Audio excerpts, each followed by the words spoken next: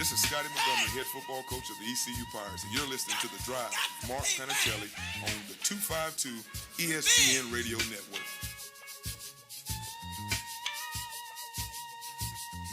I first just want to say this segment.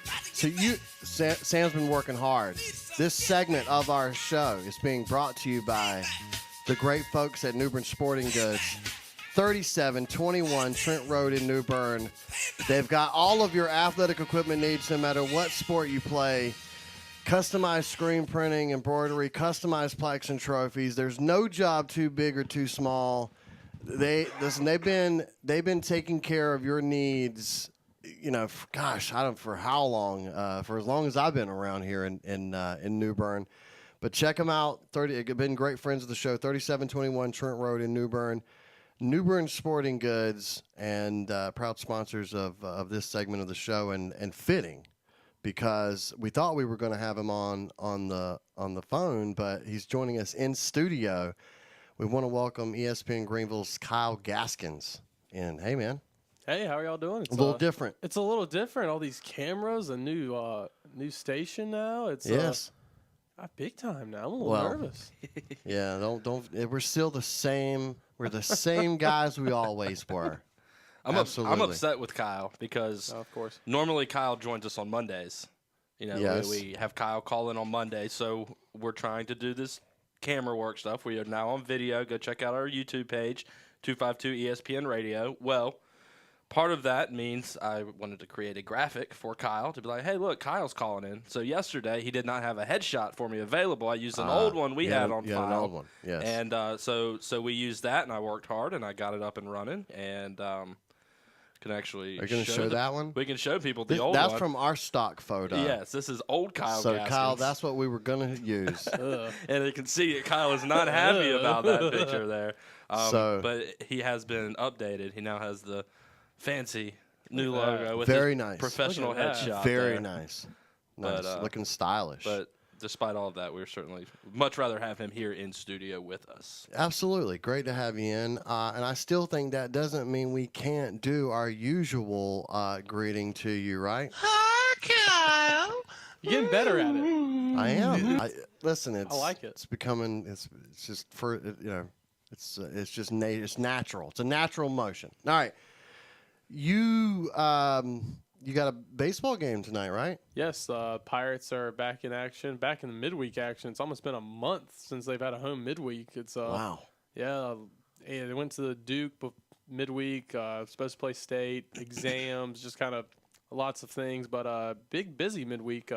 Norfolk State today at 6:30 in Greenville, and tomorrow they go down to Wilmington and face UNCW for the conclusion of that season series, and then another monumental weekend in the American. Cincinnati comes to town, so it's going to be very interesting for the Pirates, as well as keeping an eye on what's going on up in stores with Houston, Connecticut are also playing this weekend.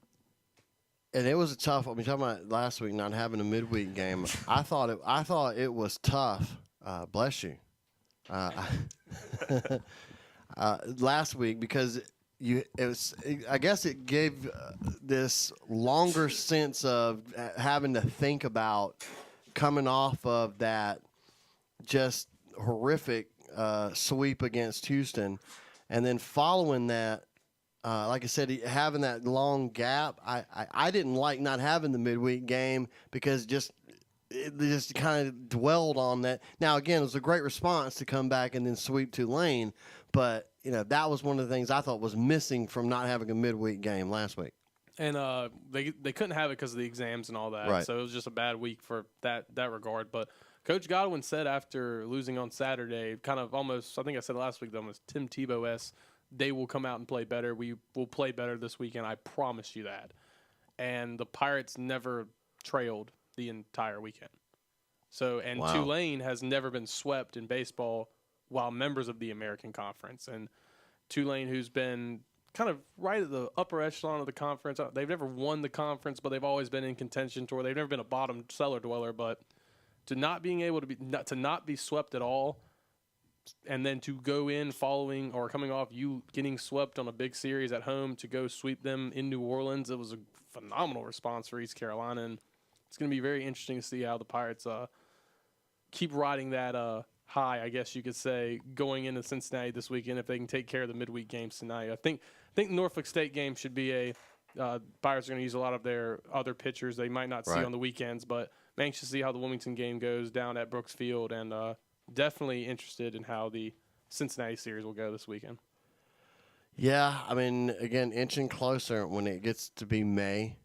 That's when it, to me, starts to signal like, wow, we're getting close to the postseason. And you know, I'm just thrilled. I know it feels like I've said this every week with you, but just a turnaround this year from last and how it was so tough last year because and listen, it was the expectations made it because I think Pirate fans had put these high expectations on the baseball team last year, and so when you have a disappointing season, it's tough. But when that's met with unmet expectations, I think that was a tougher part. So this year's been great.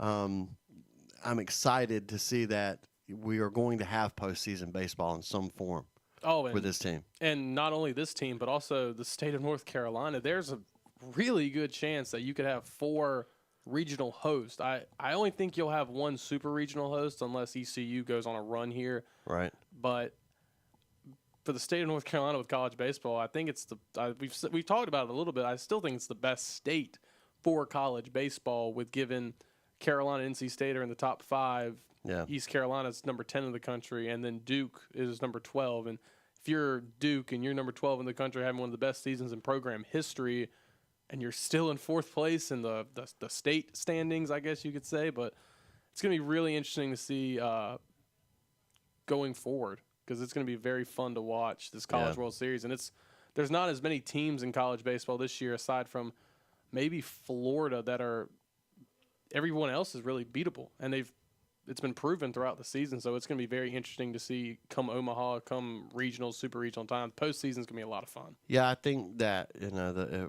I guess to use like a parity, we're going to have more of that.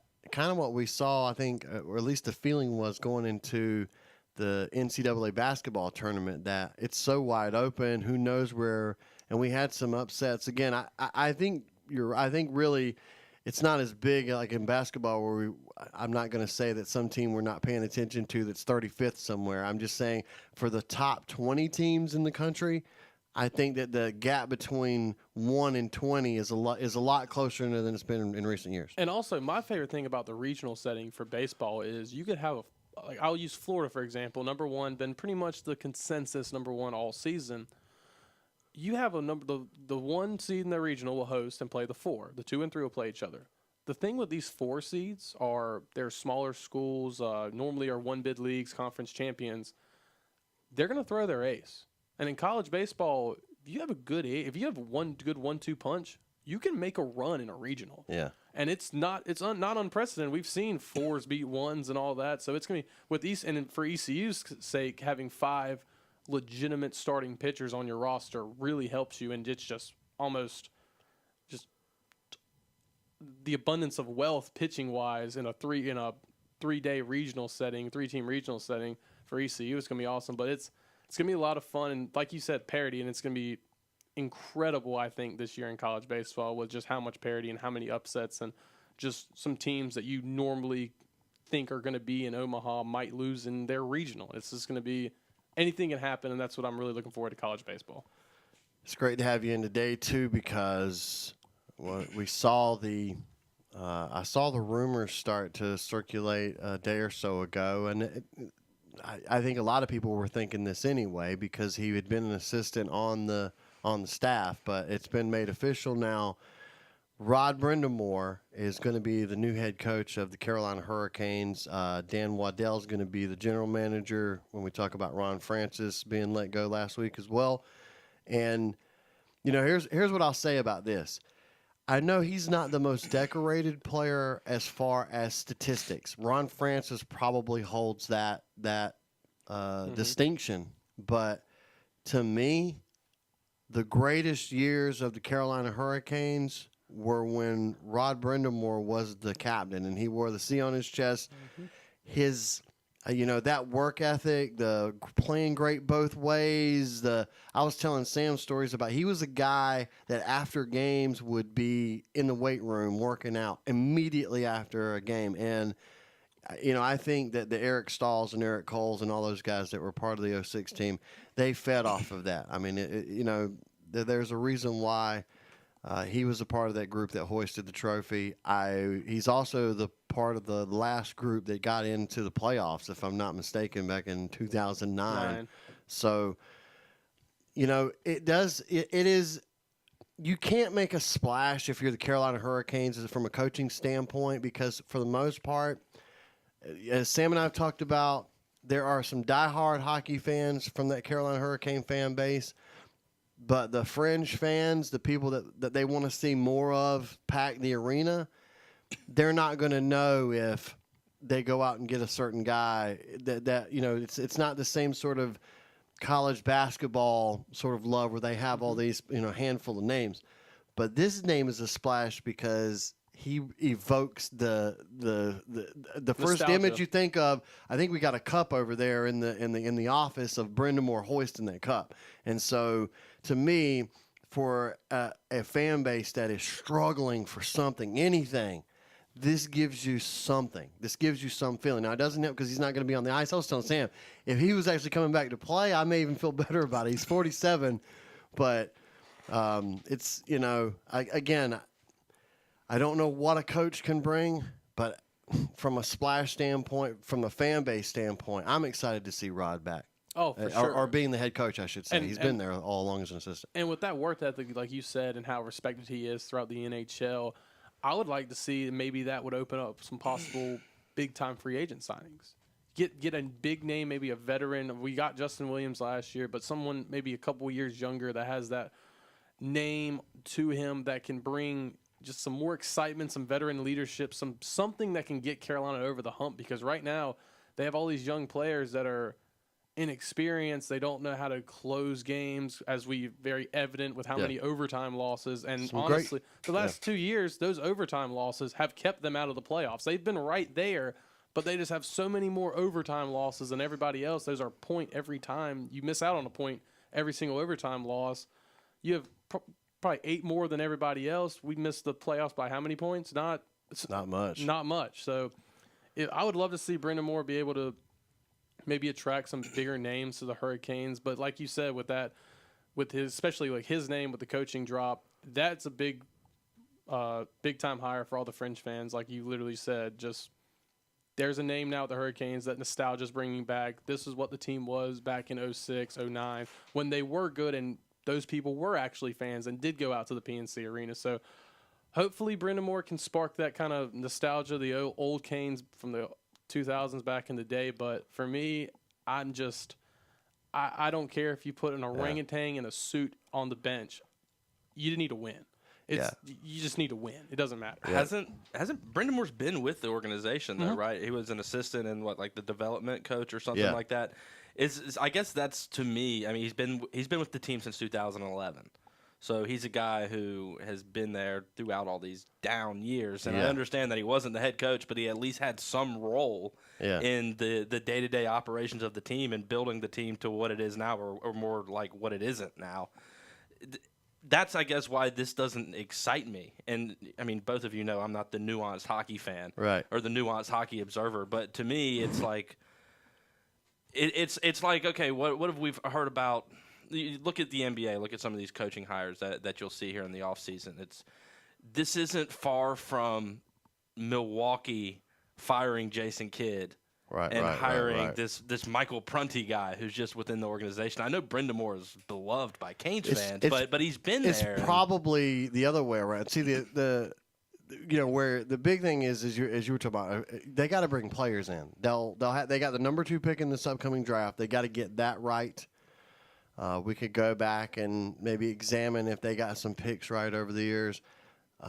There's a lot of people romantic for the idea that I think Eric Stahl's got one more year at Minnesota.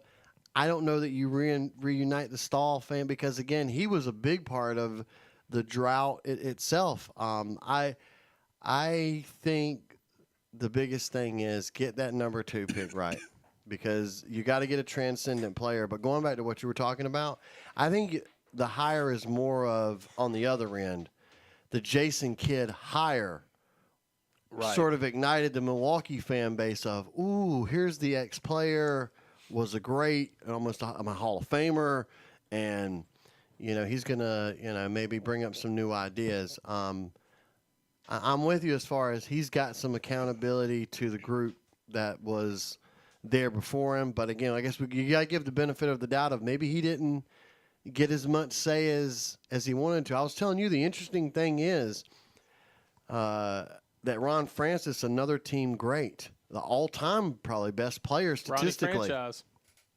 that he gets kicked to the curb before Brind'Amour gets this job. And again, I don't know, what that has to do with one thing or the other, but it is an interesting faction because, you could have left Francis there at GM and had Brind'Amour be the coach. And, honestly, I think with the Canes, you got to, like I said, you got to win. You got to win soon because I just have this sinking feeling that if you don't make the playoffs for another 2 to 3 years, I'm going to get ready for the Quebec Hurricanes. Whatever they. I think the record is 10 years. So I think they would tie the all-time record next year. And if it continued on, then the following year, then they would set the all-time mark for which, again, those are the kind of records you don't want to have, right? Those are you don't want to. You're the franchise who missed out. Now, they are one of the few franchises that have won the Stanley Cup because there are other franchises that would have loved to have said we've won the Stanley Cup or maybe won it recently. But, that doesn't matter now, and fans quickly forget. As I said, that's quickly removed. There's a generation of people that never saw that happen. And especially for a sport in this area it's not king. Right. We still have people that can tell you exactly where they were and what they said when Chris Webber called the timeout that let UNC win the national championship, but they don't know that the Hurricanes won the Stanley Cup in 2006 or right. It's just not hockey. it's hockey in North Carolina, so they're going to have to win. I know you can say it to pretty much any other sports franchise in any other situation, but it's now more than ever, it's the franchise on the line. It's the Hurricanes are literally on the line if you can't win here soon. When we talk about coaching in hockey, because we have this discussion all the time when it comes to basketball coaches, especially in the NBA, we wonder how much do some of these coaches actually matter? Do you need to have a coach that comes in and has some brilliant X's and O's scheme? And obviously there's some situations where you do need that. Look at Brad Stevens. He is the reason the Celtics are where they are. Does it carry the same way into hockey? Is the coach really that valuable in hockey at the end of the day, or is he just the guy that divvies up the minutes? And just like with most sports outside of football, it's just up to the players to make the decision on the fly. Mark, you say that all the time. Yeah. Basketball, the coaching is all well and good. You can get the guys in place, but once the play begins and it starts to break down, you need these guys to be able to just react on their own. Yes. Is it kind of the same thing? I think so. It's exactly the same. Yeah, I think it's 100% the same thing. You have to put them in the position to succeed, Man. and if they can't, as we've seen with the Hurricanes, sometimes they've had great positions, great opportunities, and just completely missed the net. Yeah. We have literally 45 seconds, and I feel like we totally gypped out. Maybe we'll reserve some time for next week. It'll be interesting to see. Capitals, though. Is this going to be the year? Is this because they've gotten past the Penguins? They're in the conference final. Is this the year? I'm not willing to say it's the year yet. The Lightning are very good. Okay, the Lightning are good. Oh, yes. Are phenomenal. So I'm expecting Lightning Golden Knights. That's what I'm expecting. That's what I'm expecting. Now, if I'm it's rooting Capitals, for Predators comeback, right? If it's Capitals, Golden Knights, or Capitals and whoever comes out of the West, I think they'll finally do it. Which, one of my favorite jokes is the no cups jokes to Capitals fans. It is literally, it is one of my favorite jokes, and if I have to lose that one, they will finally have more Stanley Cups than your mom win. Yes, to quote, that's right. To quote Yes. your the great sports lyric, karaoke song. which we quote all the time. Man, we appreciate it. We have to get out of here. Guys, stick around. More of East Carolina Sports Show, and your ride home is coming up.